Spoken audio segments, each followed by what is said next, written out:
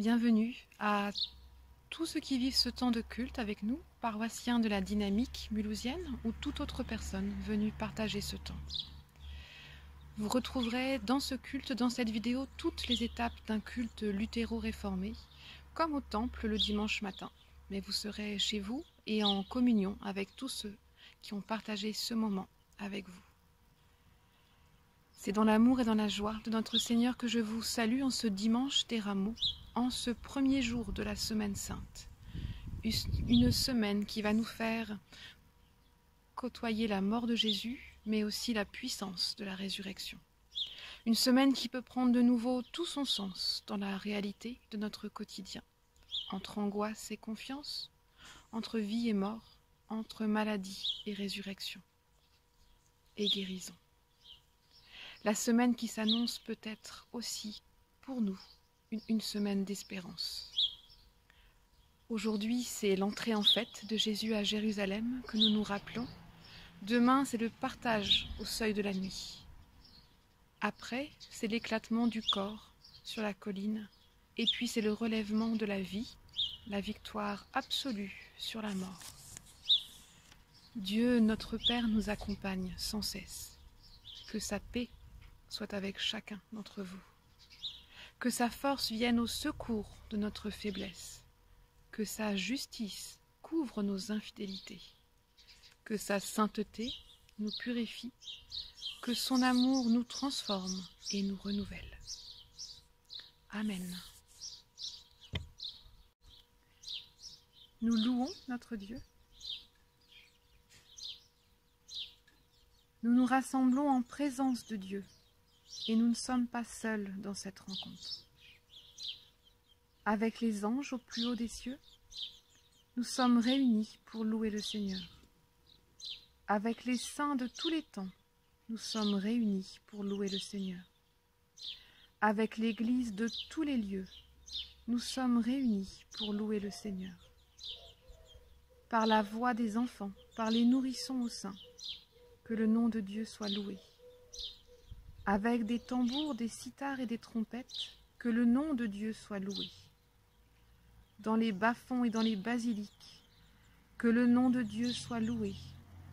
Ici, avec nos cœurs et nos voix, que le nom de Dieu soit loué.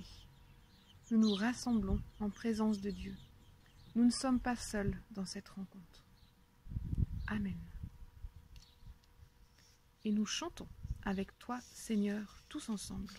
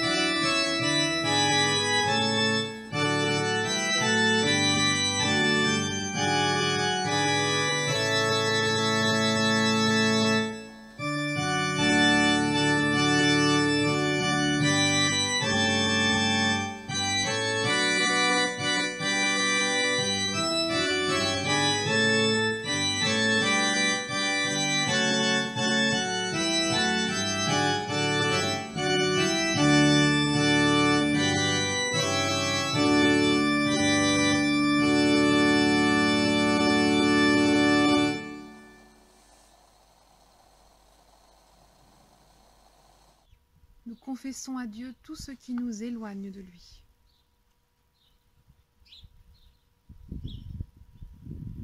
Seigneur, je m'incline devant toi avec humilité. Cette semaine, j'ai vécu sans souci de tes promesses. Démuni, j'ai oublié que tu voulais m'enrichir. J'ai crié sur la paille de mes rêves. Inquiète, j'ai oublié que tu m'écoutais. J'ai crié dans la nuit de mon cœur. Solitaire, j'ai oublié que tu avais pris ma défense, et j'ai crié dans le désert de ma vie. Seigneur, tourne vers moi et vers nous tous un regard de patience et d'amour. Amen.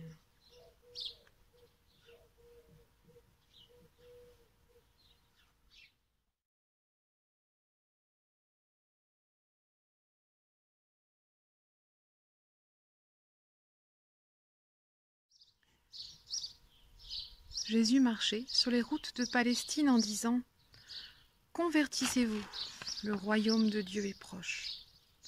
Aux scribes qui lui disaient que l'amour de Dieu et du prochain valait mieux que tous les holocaustes et les sacrifices, Jésus a répondu « Tu n'es pas loin du royaume de Dieu ». Aux pharisiens qui lui demandaient quand ce royaume allait venir, Jésus a répondu « Le royaume de Dieu ne vient pas comme une chose que l'on voit. Il est au milieu de vous. » Oui, le royaume de Dieu n'est pas loin, il est à portée de nos yeux, de nos mains, de nos cœurs. En Jésus-Christ, Dieu est venu tout proche. Lorsque nous nous tournons vers lui, il s'adresse à nous avec les mots de l'Évangile. Le mot paix, que la paix soit avec vous. Le mot amour, aimez-vous les uns les autres comme je vous ai aimés.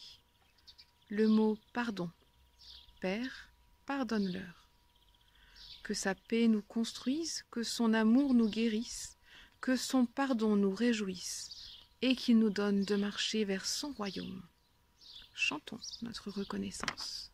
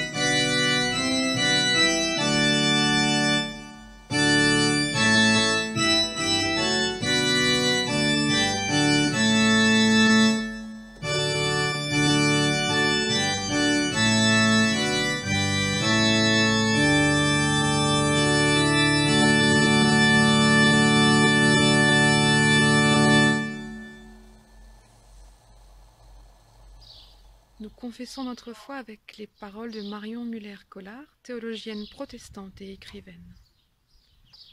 Tu es l'alpha et l'oméga, celui qui m'a engendré plus sûrement qu'un père ou une mère, celui qui seul connaît les chemins de ma fidélité à moi-même. Tu es le tenant et l'aboutissant de ma vie, celui qui en définira le vrai prix, celui qui lui donnera son inimitable saveur. Tu es en toi seul une famille réunie, le père qui fait grandir, la mère qui nourrit, le frère qui contrarie et partage son savoir. Tu es l'alpha et l'oméga, celui qui m'a engendré et que je dois engendrer dans ma vie, celui qui vient avant moi et derrière qui je marche.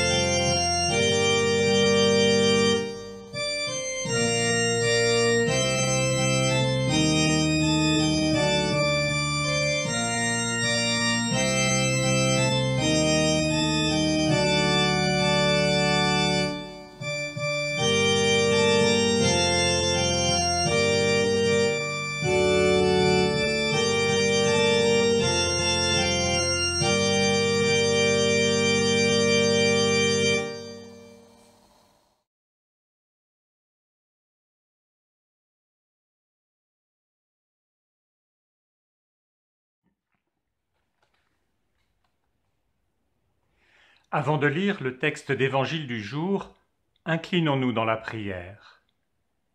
Seigneur, nous voulons te remercier de pouvoir, aujourd'hui encore, puiser dans le témoignage écrit de nos prédécesseurs dans la foi. Te remercier de pouvoir y trouver ce que, portés par ton esprit, ils avaient à cœur de nous transmettre, une trace de ce qu'ils avaient vu, entendu, ressenti, compris dans l'intimité qu'ils partageaient avec toi. Donne-nous, Seigneur, d'être nous aussi portés par ton esprit, pour retrouver dans les mots du temps passé une parole qui nous offre le sens et la force qui nous manquent aujourd'hui. Amen.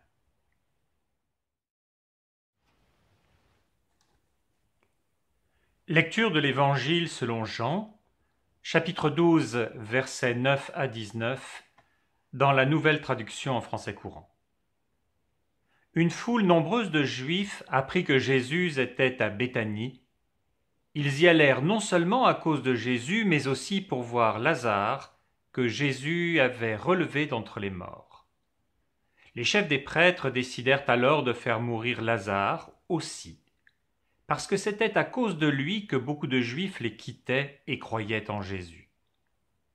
Le lendemain, la foule considérable qui était venue pour la fête de la Pâque apprit que Jésus arrivait à Jérusalem. Tous prirent des branches de palmier et sortirent de la ville pour aller à sa rencontre. Ils criaient « Hosanna ! Que Dieu bénisse celui qui vient au nom du Seigneur ! Que Dieu bénisse le roi d'Israël !» Jésus trouva un ânon et s'assit dessus, comme l'annonce l'Écriture. « N'aie pas peur, ville de Sion. Regarde, ton roi vient, assis sur le petit d'une ânesse. » Ses disciples ne comprirent pas tout de suite ces faits. Mais lorsque Jésus fut élevé en gloire, ils se rappelèrent que l'Écriture avait annoncé cela à son sujet et qu'on avait accompli pour lui ce qu'elle disait.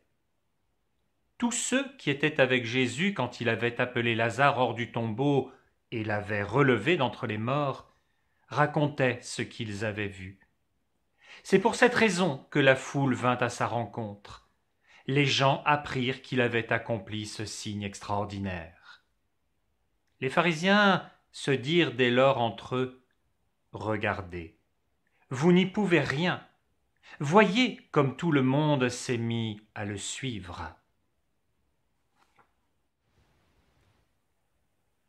Pour le voir, il vous faudra quitter autoroute et lignes à grande vitesse. Vous ne pourrez le trouver qu'en empruntant une voie moins prestigieuse et moins passante, plus étroite, une voie qui impose de prendre plus de temps pour arriver au terme du voyage, une voie qui accepte de céder la priorité à qui la croise. Et peut-être même ne le verrez-vous pas, timidement caché sous le panneau routier de type A8 ou G, qui seul retiendra votre attention. Lui n'est qu'un modeste panonceau d'indications diverses type M9Z, de 900 mm par 500, un second rôle parmi tant d'autres. Vous voilà arrivé en un lieu qu'il vous faudra traverser. C'est l'étymologie même du mot hébreu. Arrivé en un lieu, obstacle par-dessus lequel il vous faudra passer. Étymologie même du mot Pâques. Au-dessus de notre humble panonceau, le panneau A8, tout annonciateur de danger qu'il soit, éveillera sans doute en vous un sourire bienveillant, avec sa petite locomotive à vapeur plaisamment dessinée sur fond blanc, dans un triangle bordé de rouge, tandis que le panneau de type G vous provoquera une décharge d'adrénaline, avec sa croix de Saint-André et ses rectangles blancs et rouges en alternance. Oui, vous êtes à un passage à niveau. Qu'a-t-il vraiment de plus à nous dire que ce qui n'est qu'une simple évidence, à savoir qu'un train peut en cacher un autre? Le panneau A8 vous montre en son centre une locomotive, avec ce que cela représente de bruit, de panache, de vapeur et de mouvement. Vous pensez bien sûr à la résurrection de Lazare. Cette résurrection, elle en a fait du bruit. Une résurrection, ça n'arrive pas tous les jours. Et puis, ils étaient si nombreux au chevet de Lazare, auprès de ses sœurs, proches de Jérusalem, qu'il y eut beaucoup de témoins. Du panache, il y en avait. Il y en avait dans la théâtralisation voulue par Jésus de Nazareth, lorsqu'il s'est déplacé pour ressusciter Lazare, son ami. Une théâtralisation au travers du délai qu'il a laissé s'installer avant de venir, d'intervenir pour changer le cours des choses. Il y en avait dans cette longue discussion que Jésus a face au tombeau avant de ressusciter Lazare. Il y en avait aussi dans cette discussion avec les deux sœurs, l'une après l'autre, lorsqu'il essayait de leur faire comprendre ce qui allait se passer. De la vapeur, il y en a. Cette vapeur qui évoque pour nous l'une des premières sources de force mécanique dans l'histoire de l'industrie.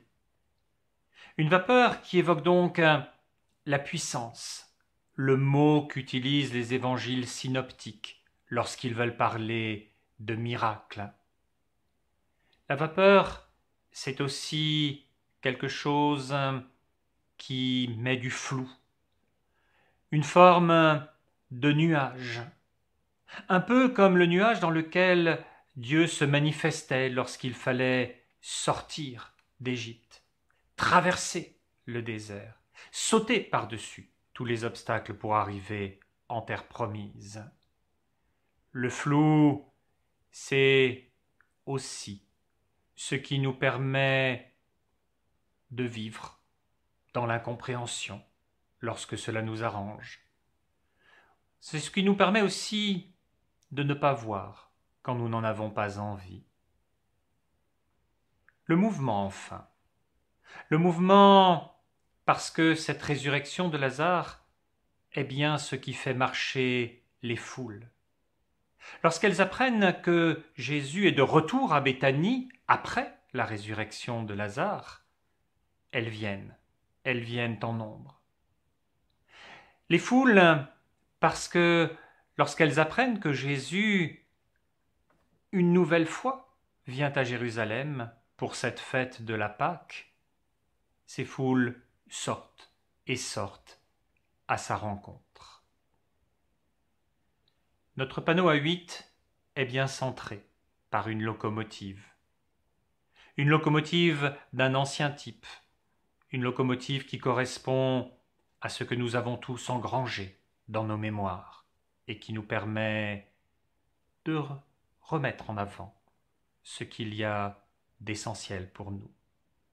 Et cette locomotive, elle est entourée dans son triangle par une bande rouge qui l'enferme, une bande rouge qui délimite, une bande rouge qui désigne le danger. Ils ont saisi tout ce qui était présent, que le long silence de Dieu est enfin rompu.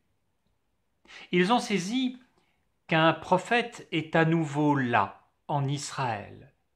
Un prophète qui non seulement délivre des enseignements, mais aussi produit des signes, et qu'il les produit avec puissance. Alors, le cœur est à la fête. Et la citation du psaume 118, verset 26, elle le dit bien. Béni soit celui qui vient au nom du Seigneur. Il est question de venir au temple de Jérusalem. C'est le temps de la Pâque. C'est l'un des 3 rassemblements annuels où il faut venir au temple. Y présenter un sacrifice. Et si nous allons un tout petit peu plus loin, nous pouvons voir que dans le texte de la Tob ou de la Nouvelle Bible second, la traduction qui est utilisée pour le verset suivant, c'est-à-dire le verset 27 de ce psaume 118, est une traduction qui parle de branchage utilisé pour le cortège. Une traduction que vous ne retrouverez dans aucune des 3 grandes traditions juives contemporaines de restitution en français du texte. Oui, le cœur est à la confiance. C'est un autre mot qu'il exprime, le mot Hosanna, tiré lui du psaume 118, là encore, mais au verset 25. Ce mot est un appel au secours si on le traduit littéralement. Sauve donc. Mais si l'on étend notre lecture du psaume 118 au verset 24, le verset qui précède, on découvre que, comme dans 2 Samuel 14, 4 ou 2 Rois 6, 26, il est utilisé dans un contexte où cet appel au secours est adressé dans un calme confiant. Un calme confiant parce qu'il est là, le roi, celui qui est intermédiaire de Dieu sur terre pour gérer le quotidien, les affaires civiles, militaires. Et que cette présence peut fonder le calme et la confiance. Alors oui, c'est bien ce que la foule crie. Relisez le texte. que Dieu bénisse le roi d'Israël.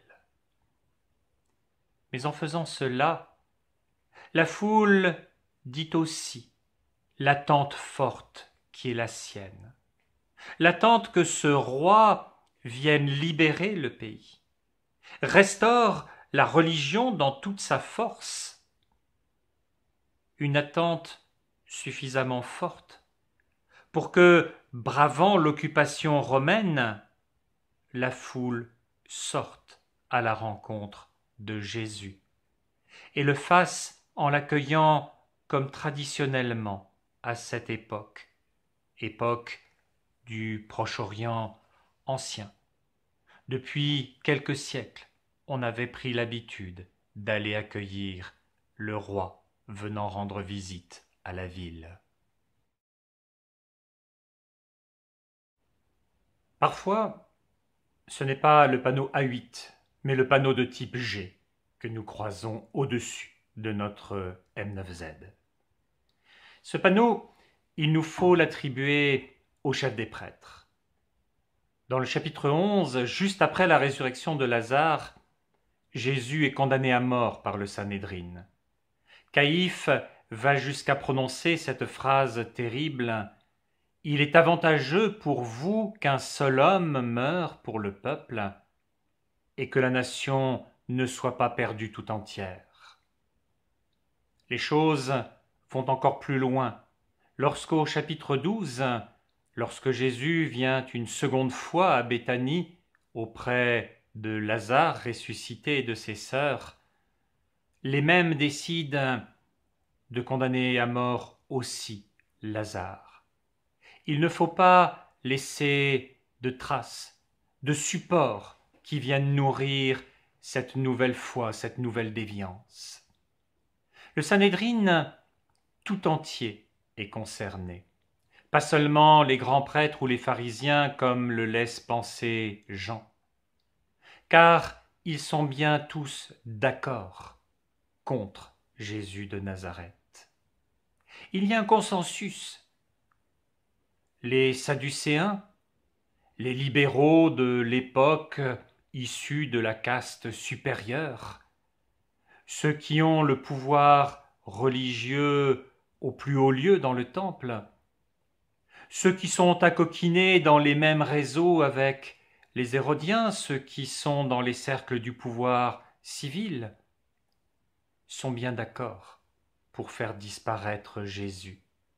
Il n'est pas question que ce concurrent apparent puisse venir entamer en quoi que ce soit leur influence auprès de la société, tant civile que religieuse. De leur côté, les pharisiens, ces pharisiens contre lesquels les évangiles rédigés après la première guerre juive sont tellement remontés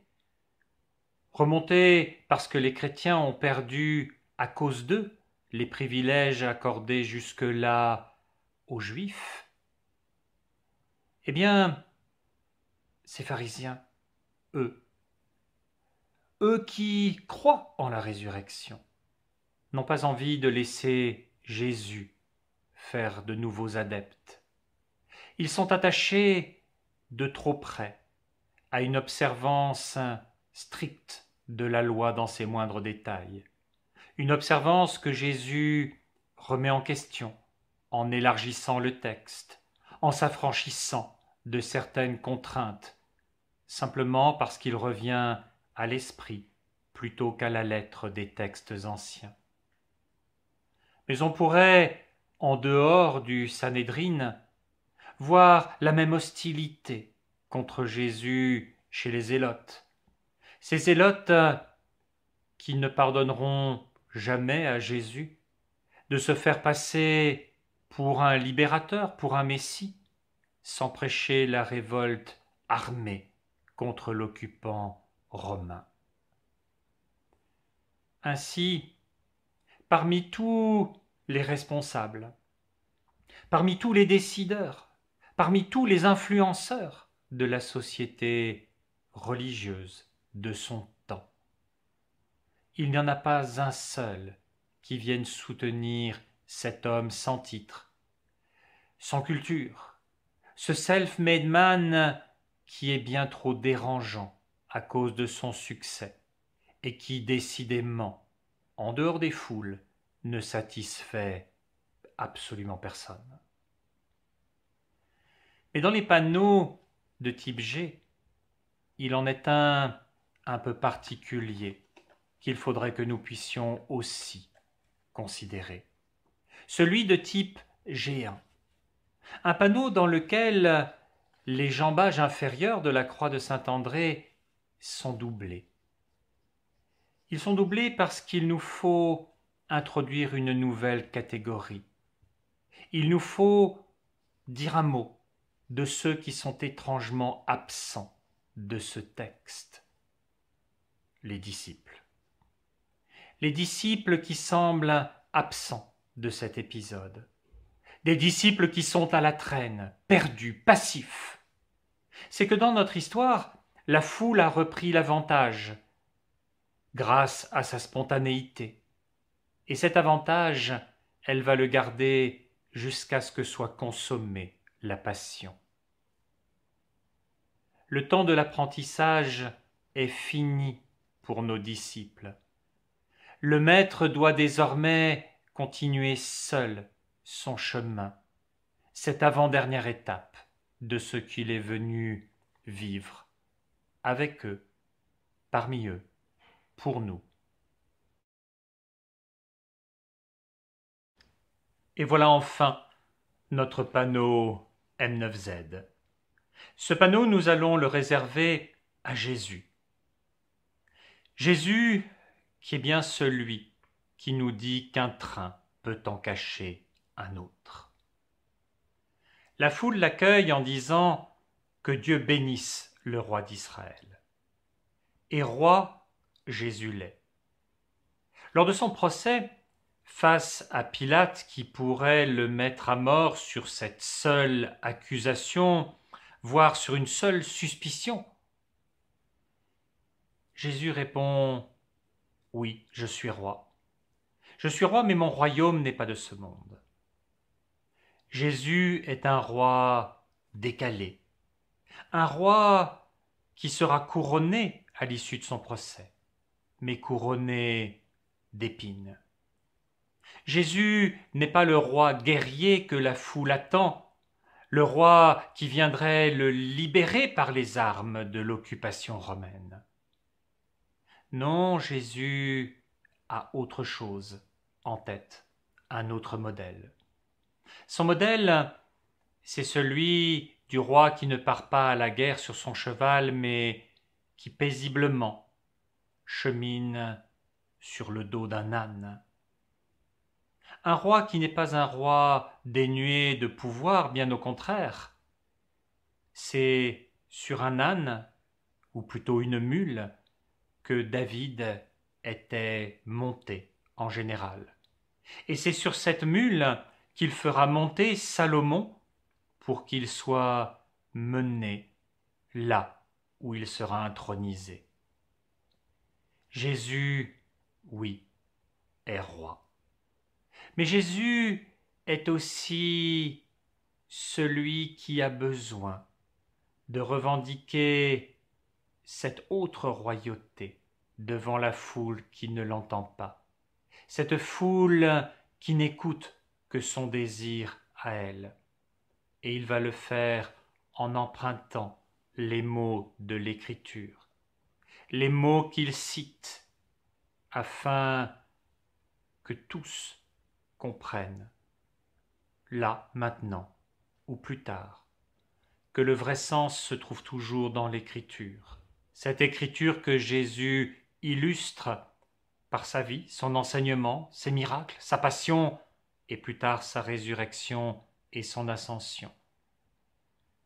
Dans l'Écriture et non pas dans ce que nos yeux voient.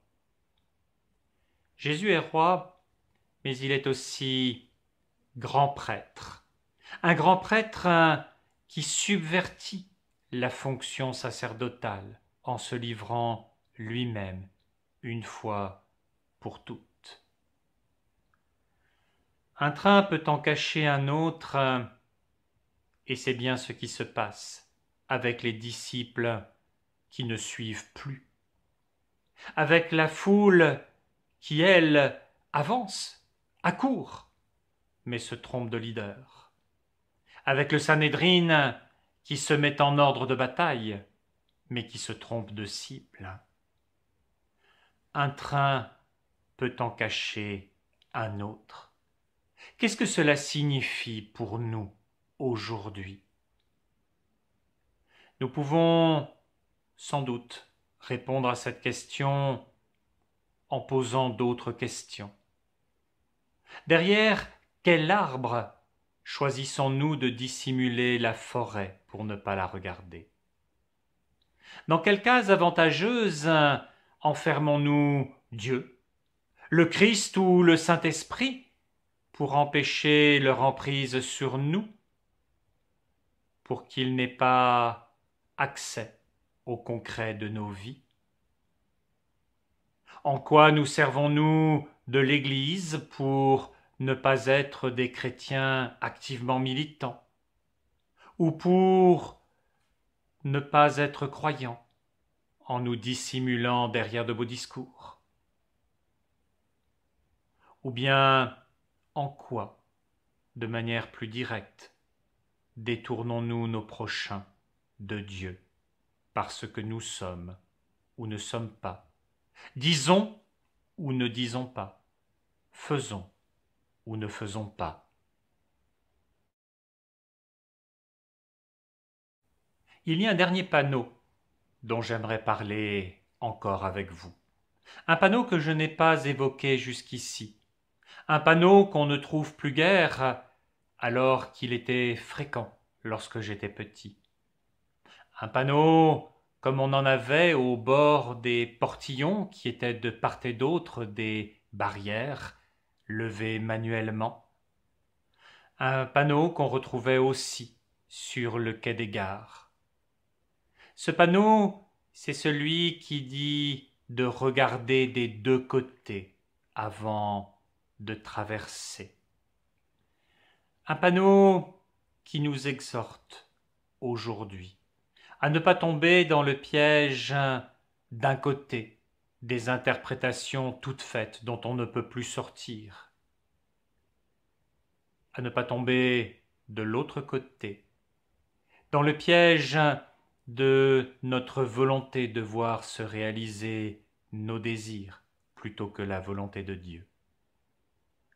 Une exhortation aussi à considérer et à respecter Dieu dans toute la diversité et la complexité de son mystère.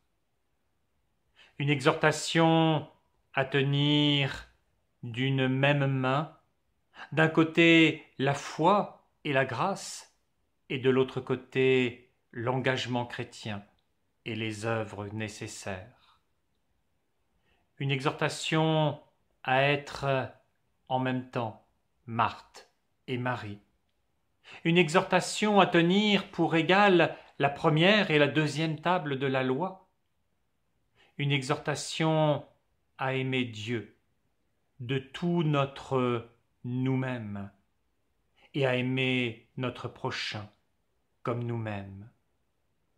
Regardez des deux côtés à la fois, sans loucher, mais regardez des deux côtés pour ne rien perdre de tout ce que Dieu veut nous montrer, pour ne rien perdre de tout ce qu'il met en œuvre pour nous accompagner, pour nous sauver, pour ne rien manquer de tout ce que Dieu aujourd'hui a déployé pour nous.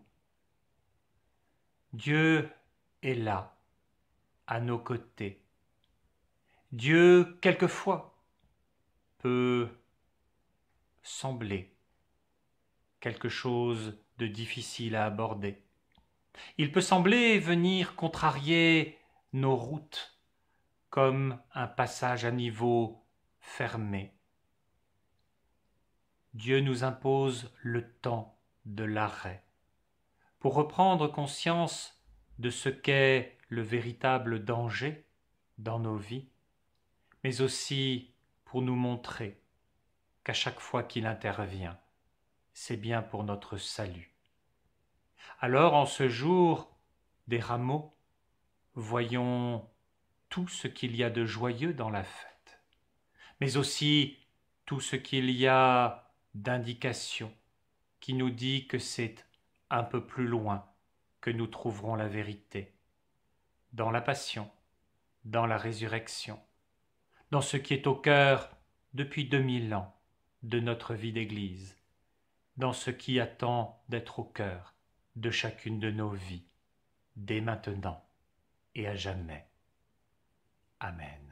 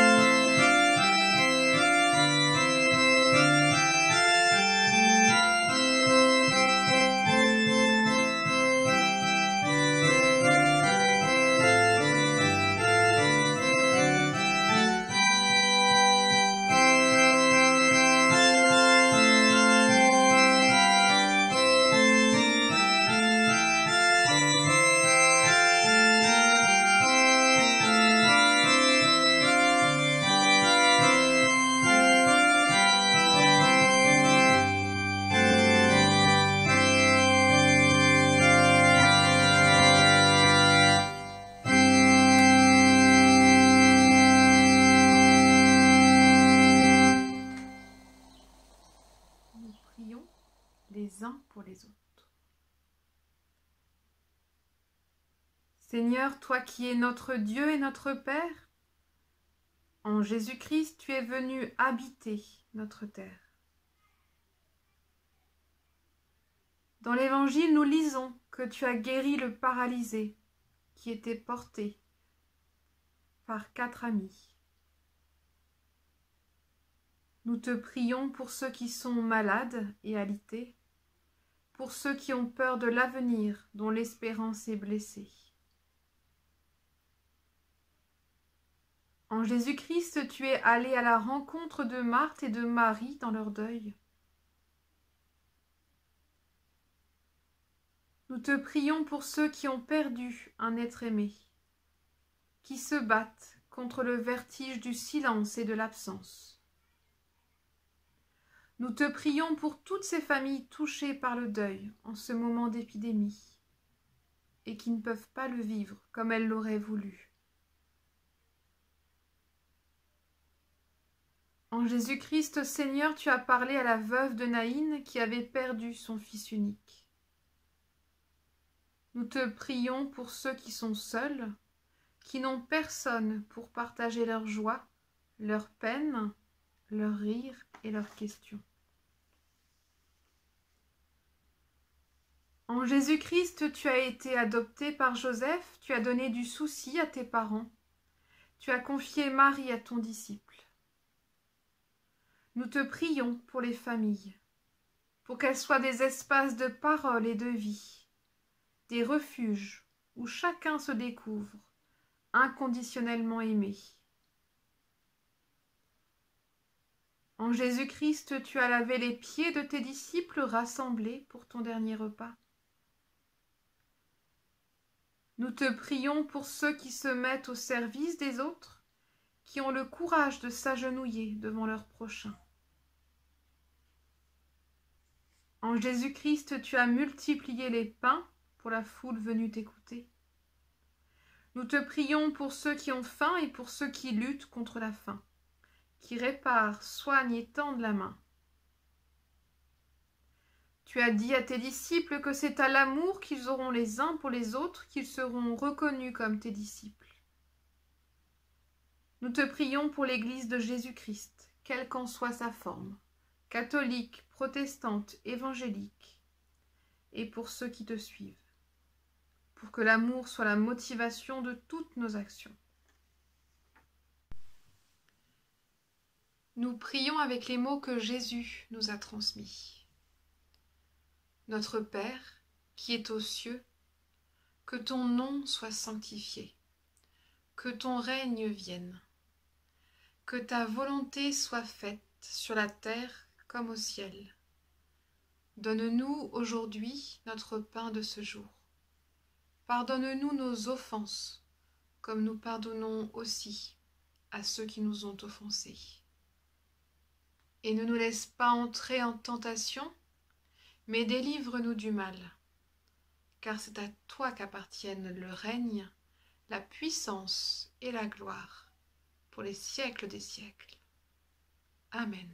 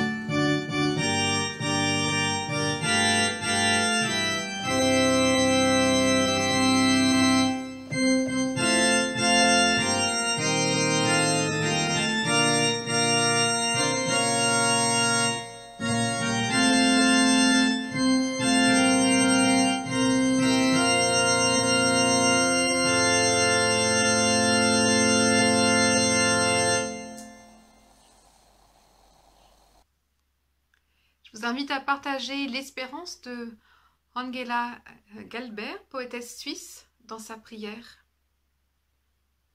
L'air est chargé de la poussière des passions humaines.